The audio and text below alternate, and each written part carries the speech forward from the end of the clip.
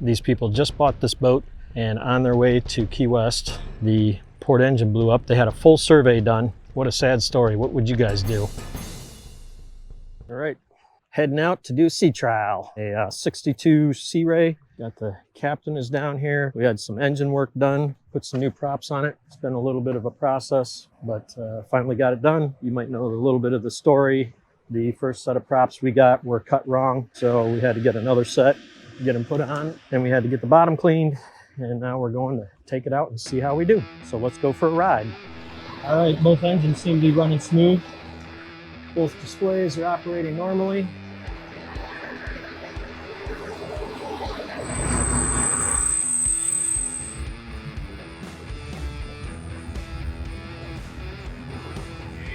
Feels pretty good to me. Yeah, I don't feel any shaking through this wheel. Boost pressure's all good. Charge air temp's good. Gas temps and turbo are both good on both engines. Everything's in the green. We're turning 30, 23, 44, and 23, 43. That's all we need, man. Your turn. Take it back. We got a pair of buoys right here. All right, we got engine coolant temperature on the port side warning. So we'll have to check the coolant level and check the impeller. See anything? I smell it. Yeah, hey, out of an abundance of caution, let's start heading back. Yeah, you want me to just idle back? Or No, don't. The port engine, let's let that cool off. Yeah, I'm just idling back. Yep. All right, so recap. That has been, I don't know, 6 to 9 months of pain with those props on that boat. It's been hauled out a couple times. We finally discovered that the props were cut wrong, and we got a new set of props and got them put on, and it ran great. Only one little hiccup, and that's the port engine overheated. But I think it's a sensor issue because the engine wasn't very hot. So I'll probably change out the temp sensor and then run it again. But it made 32 miles an hour. Engines were up to 2350 RPMs. Boost and exhaust gas temps were all right on the mark. So that was good news. I'm glad that's done. So we'll get back on board when it's cooled off tomorrow. Okay, so we're back here working on this. We have to put, there's a sensor in here. I'll show you that in a little bit. But I just wanted to mention that my client is so awesome. He actually went to Home Depot and got a fan and put it in here so I could blow it on me while I'm working on this water maker. That's pretty decent of him. Appreciate that. I'll put you guys right there. And a little wrench.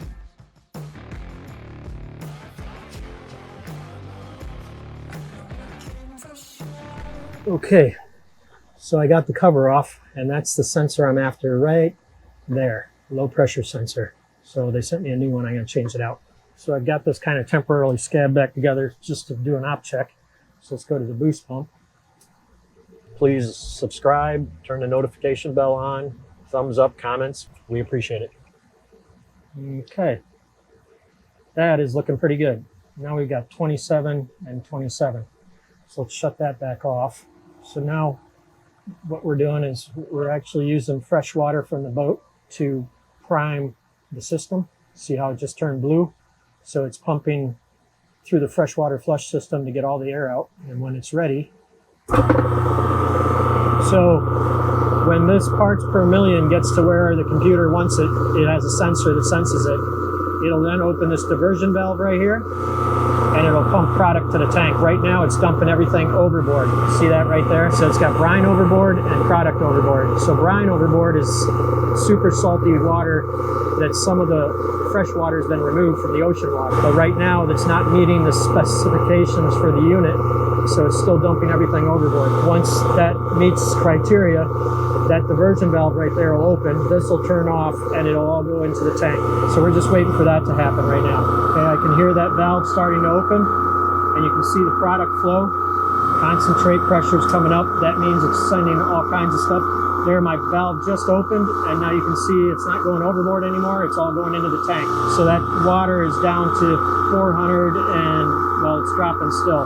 So you can see that product, it says 350 parts per million.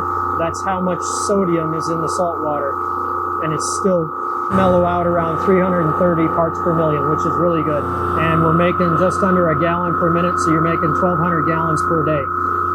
All right, mission successful. Everything's running. I ran it a couple times, and now it's just cleaning itself out after we ran it. So It's all good to go. Wiped it all down, cleaned up, did a good quality check. Everything's tight, and we're done with that job. Now we're going to move on to the next. And remember, if you're on a boat and you have a fresh water maker, make sure you leave the power on so that the computer can freshwater flush this unit whenever it sees fit. You can program it, but yeah, that's really important to keep the membranes and everything inside this whole unit clean. A lot of people like to turn them off when they're not using them as far as the breaker goes down there. Don't do that. Leave it on.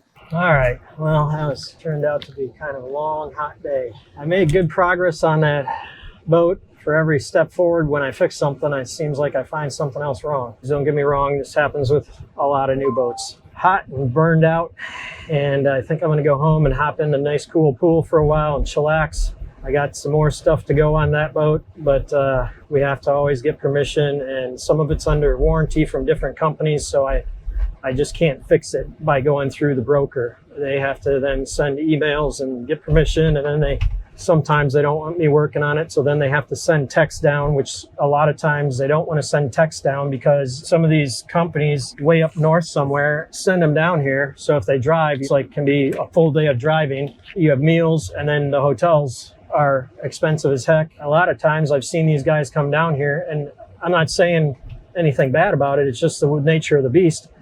The boat's all the way down here in Key West. They come down here and they bring as much stuff as they can as far as parts goes. They'll be like, okay, we don't have this part and we're stuck. And so then it's like, well, do they wait and hang out at a hotel who knows how much a hotel is? Right now, they might be a little cheaper because it's slow season, but during busy season, easily spend $1,000, no sweat. As far as trying to ship parts down, then it gets real expensive really fast. So I'm waiting on responses to see when we can go back to help them out. All right, so Mel and I are on our way over to Summerlin right now to work on a boat with 2 sail drives. And as you can see over here, all nice and beautiful and sunny. So we pan over there. Big old storm coming our way. Still a couple miles offshore, but there you get a better view. There you go. Look at that. So we're gonna be trying to race against weather today, but it's all good. We'll get her done. All right, so Mel and I are gonna make a quick little pit stop over here at a very, very known, good local place called Baby's Coffee. It's pretty good. I like it. I haven't really gone here too much because it's way out of the way, but anytime that we go up the Keys, we kind of just make a stop here and get a little snack. All right, we're back. Couldn't bring you inside because they're playing copyright music. What'd you get, Mel? I got just a regular coffee, not any of this special stuff. And I got a cheese Danish, and it's warm. I'll tell you what. Now this is cool. This is the first time I've been here, so I have no idea what the quality is, but it smells good and it looks good. And it's still warm, so I know it's going to be good. I mean, yeah, you can see it. And I got just a con leche. That's what he's saying about special stuff. Just a little cafe con leche with milk and a little bit of sugar. We just want to say thank you to Matt and Carrie Ann for, buying us breakfast, and we really appreciate it. Yes, indeed. So now we're off to be the wizard. The wonderful Wizard of Oz. All right, we're on this Power Cat. We're going to do some engine service.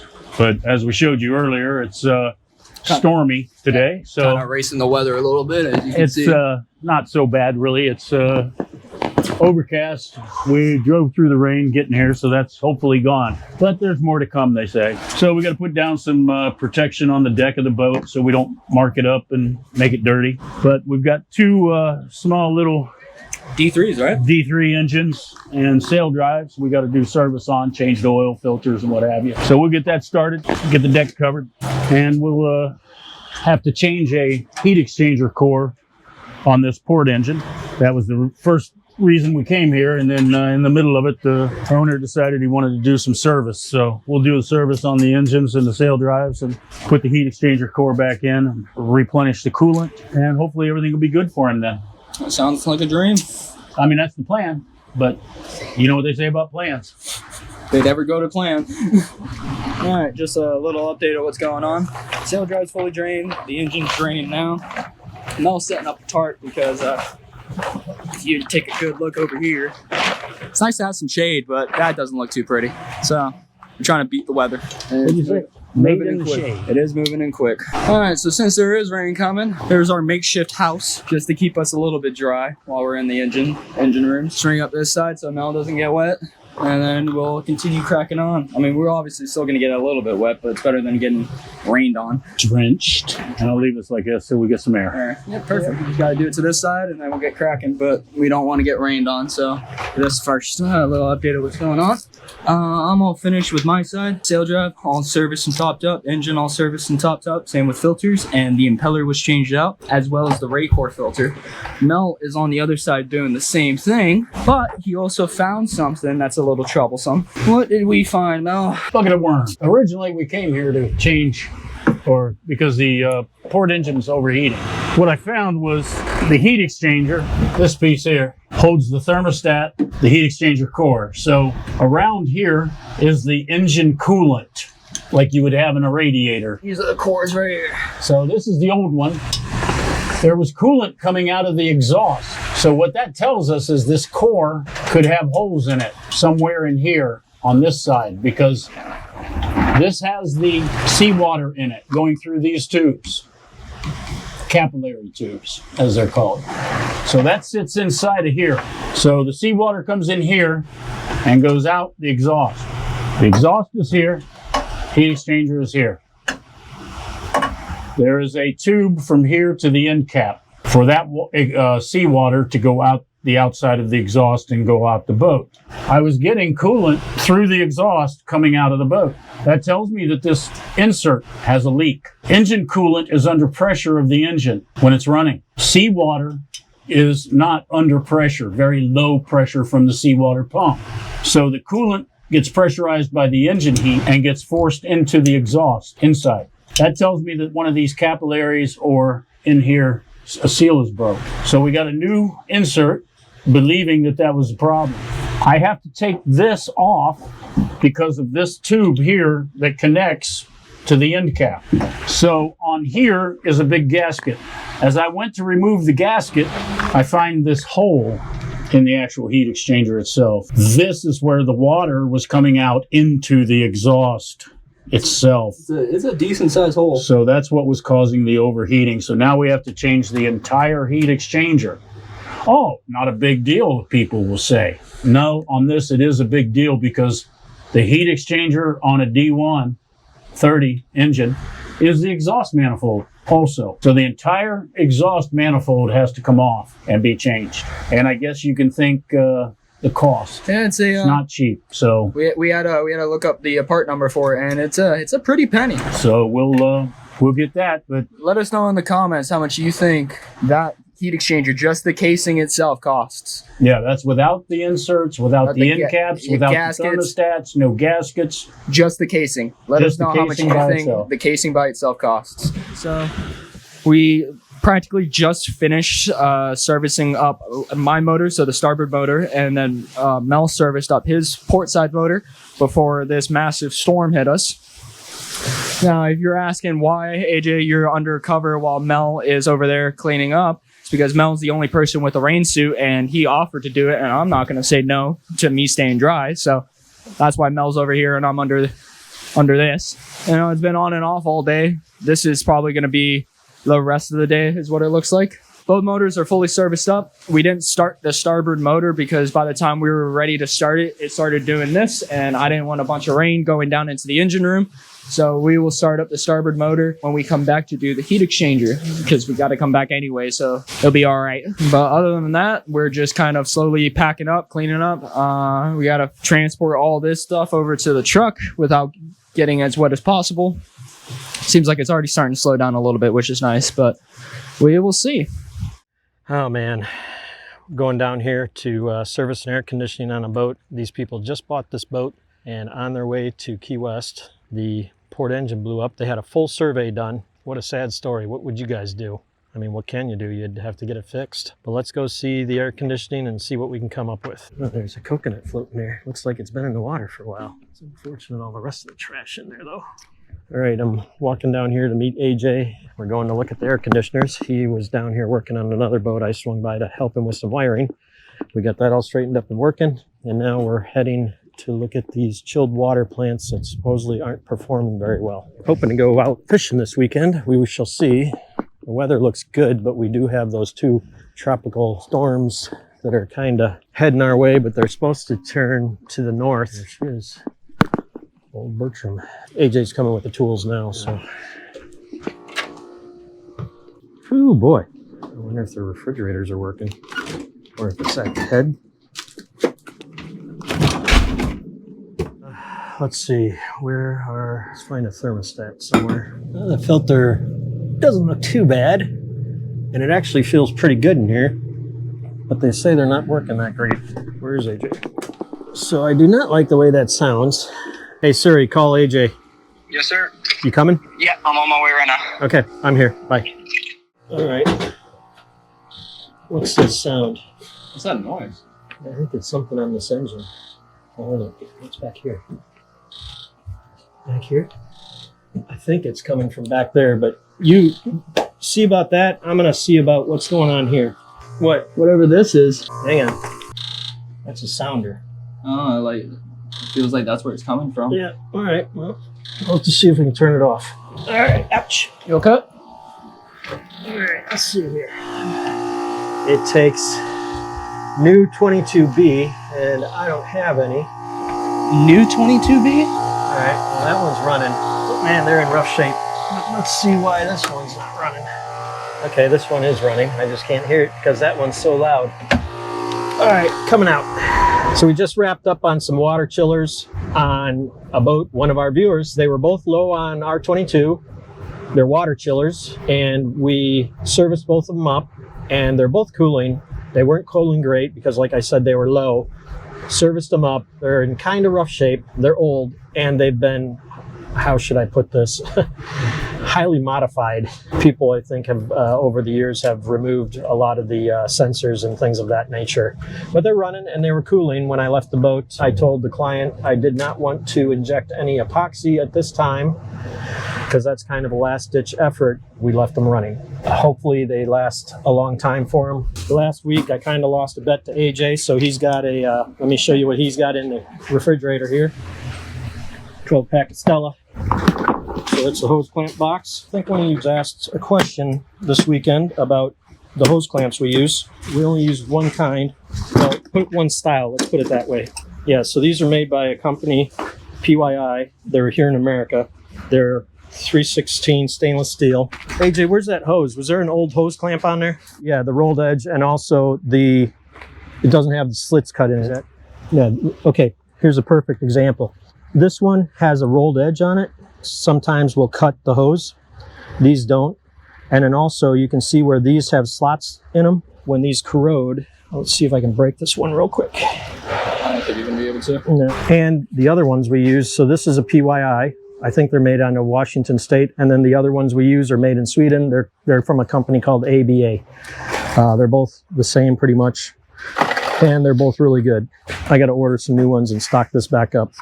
Okay, let's go see if they unlock the truck. I'm delivering a part to a guy, commercial fisherman here in town that we service. He's always really kind to Matt. Now we're gonna just take the old big boy truck on a run up the highway just to stretch it. Haven't driven it in a while, so stretch it out a little bit. We don't come over to this marina often. Nah, this is, there's a commercial fisherman over here that do my best to help out and take care of. He's always treated me real well, and so I try to take care of him. We just were dropping off a thermostat for his air conditioning unit. They're in and out at such weird times, it's hard to catch them. It's just a quick plug and play.